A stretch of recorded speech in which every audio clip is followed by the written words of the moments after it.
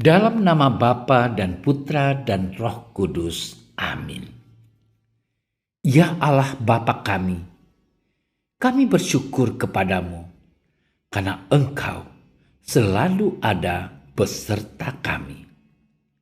Engkau hadir dalam setiap firman yang kami baca dan renungkan.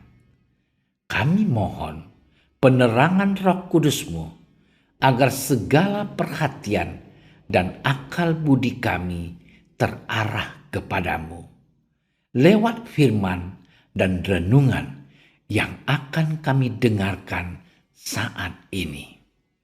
Semoga dengan mendengarkan dan merenungkan sabdamu, kami memperoleh kekuatan untuk menghadapi hidup kami sehari-hari.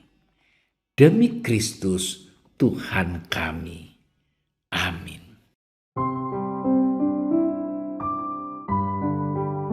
Ketika orang banyak mengerumuninya, berkatalah Yesus, "Angkatan ini adalah angkatan yang jahat. Mereka menghendaki suatu tanda, tetapi kepada mereka tidak akan diberikan tanda selain tanda Nabi Yunus. Sebab seperti Yunus menjadi tanda untuk orang-orang Niniwe, demikian pula lah Anak Manusia akan menjadi tanda untuk angkatan ini.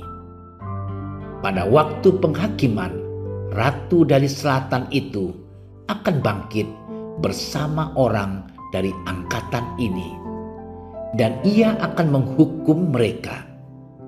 Sebab ratu itu datang dari ujung bumi untuk mendengarkan hikmat Salomo. Dan sesungguhnya yang ada di sini lebih daripada Salomo. Pada waktu penghakiman, orang-orang Niniwe akan bangkit bersama angkatan ini, dan mereka akan menghukumnya. Sebab orang-orang Niniwe itu bertobat waktu mereka mendengarkan pemberitaan Yunus. Dan sesungguhnya yang ada di sini lebih daripada Yunus." Demikianlah sabda Tuhan. Saudara-saudariku yang terkasih di dalam Kristus, ada begitu banyak tanda di dunia ini. Ada tanda tangan, tanda lalu lintas, tanda kasih sayang, tanda kartu tanda penduduk, tanda batas, dan sebagainya. Tanda yang dimaksud di sini adalah tanda yang dibuat oleh manusia. Dan tanda-tanda itu bukanlah sesuatu yang sebenarnya yang mau disampaikan, tetapi hanya petunjuk. Jadi tanda itu tidaklah begitu penting. Yang lebih penting adalah maksud dari tanda itu. Di sebuah persimpangan jalan misalnya, terdapat lampu lalu lintas. Jika lampu berwarna merah, kendaraan seharusnya berhenti. Namun beberapa pengendara tidak menaati tanda itu. Bagi mereka yang penting aku selamat dan orang lain tidak celaka, maka melanggar tanda lalu lintas itu tidaklah masalah. Pendapat ini muncul karena orang itu hanya memperhatikan tandanya saja dan tidak memahami tujuan diadakannya tanda itu. Jika lampu lalu lintas itu menyala merah, diharapkan pengendara berhenti dan memberi kesempatan bagi pengendara dari arah yang lain untuk melintas. Jadi, lampu lalu lintas tidak hanya bertujuan mengatur kelancaran arus lalu lintas saja, tapi juga untuk mendidik kita para pengguna jalan untuk tidak egois, sehingga memberi kesempatan kepada orang lain tentang pemahaman akan tujuan diadakannya sebuah tanda. Tentu akan sangat membantu kenyamanan hidup bermasyarakat. Saudara-saudariku yang dicintai oleh Tuhan, Yesus adalah tanda. Karena Yesus adalah Allah Putra, maka semestinya Ia menjadi tanda Allah Bapa. Bukankah kita juga sering mengatakan bahwa wajah si anak mirip Bapanya? Apa yang mirip di antara Yesus dengan Bapanya yang di surga? Yang mirip adalah sifat dan perbuatannya. Allah Bapa dalam perjanjian lama selalu menunjukkan kasih-Nya kepada umat Israel dengan menyelamatkan mereka dari perbudakan di tanah Mesir dan membawanya ke tanah yang terjanji. Allah Putra dalam perjanjian baru juga memberikan kasih-Nya kepada gereja dengan menyelamatkannya dari perbudakan dosa. Dan Yesus mengatakan, barang siapa melihat aku, ia melihat Bapa. Aku dan Bapa adalah satu. Saudaraku, sayang sekali bahwa umat Israel yang sejaman dengan Yesus tidak mengakui Yesus adalah Allah Putra, tanda kehadiran Bapa. Dengan kata lain, mereka tidak mengakui bahwa Yesus adalah tanda kehadiran Allah di dunia ini. Sikap yang sama ditunjukkan oleh beberapa umat di masa kini yang tidak mempedulikan kehadiran Yesus dalam rupa sakramen Maha Kudus. Saudara-saudariku yang terkasih, Allah memberikan putranya sendiri. Sayangnya, sama seperti umat Israel, kita tidak bisa melihat tanda ini. Sebab meskipun mereka melek, tetapi mereka tidak melihat. Mereka bertelinga, tetapi tuli. Mereka beku seperti batu. Mereka tegar, tengkuk, dan degil hatinya, sehingga tidak sanggup melihat Allah yang berada di pelupuk mata kita. Saudaraku yang terkasih, bagaimana dengan kita? Apakah kita termasuk orang-orang seperti ini? Atau kita mampu melihat Yesus sebagai tanda kehadiran Allah dalam hidup kita? Selamat bermenung. Ya Allah Bapa, kami bersyukur sebab Engkau telah memberikan tanda kehadiran-Mu sendiri dalam wujud sakramen Maha Kudus.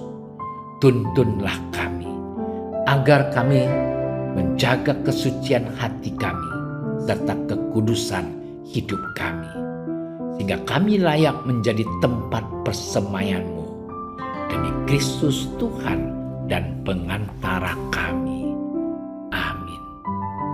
Kami berdiri di hadapan-Mu, ya Roh Kudus, pada saat kami berkumpul di dalam nama-Mu, bersama-Mu sendiri yang membimbing kami, membuat diri-Mu nyaman berdiam di hati kami.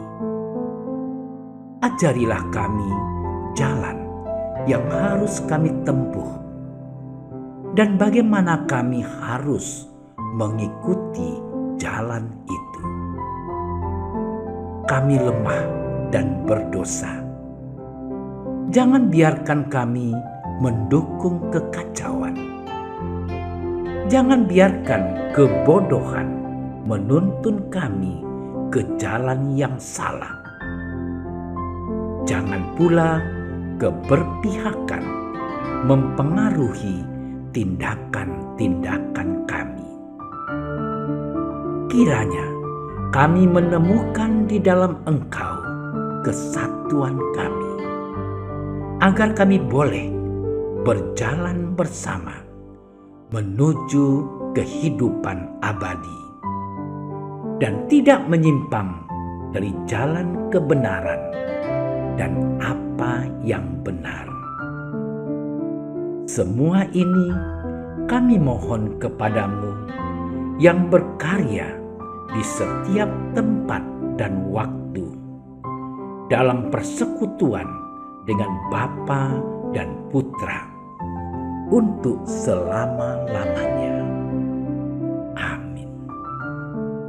Bapa kami yang ada di surga, dimuliakanlah nama-Mu. Datanglah kerajaan-Mu. Jadilah kehendak-Mu di atas bumi seperti di dalam surga. Berilah kami rezeki pada hari ini, dan ampunilah kesalahan kami, seperti kami pun mengampuni yang bersalah kepada kami. Dan janganlah masukkan kami ke dalam percobaan, tetapi bebaskanlah kami dari yang jahat. Amin. Salam Maria, penuh rahmat, Tuhan sertamu. Terpujilah engkau di antara wanita, dan terpujilah buah tubuhmu Yesus. Santa Maria, Bunda Allah, doakanlah kami yang berdosa ini, sekarang dan waktu kami mati. Amin.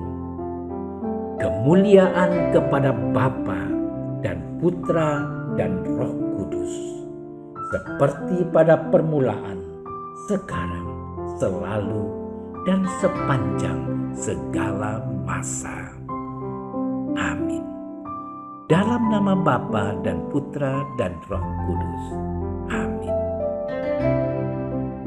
Terima kasih sudah menyaksikan renungan hari ini. Jangan lupa like, subscribe, dan aktifkan tombol loncengnya agar Anda yang pertama mendapatkan notifikasi updatean renungan harian dari Komsos Keuskupan Padang. Dan bagikan ke sosial media agar saudara-saudara kita dapat mendengarkan dan merenungkan firman Tuhan.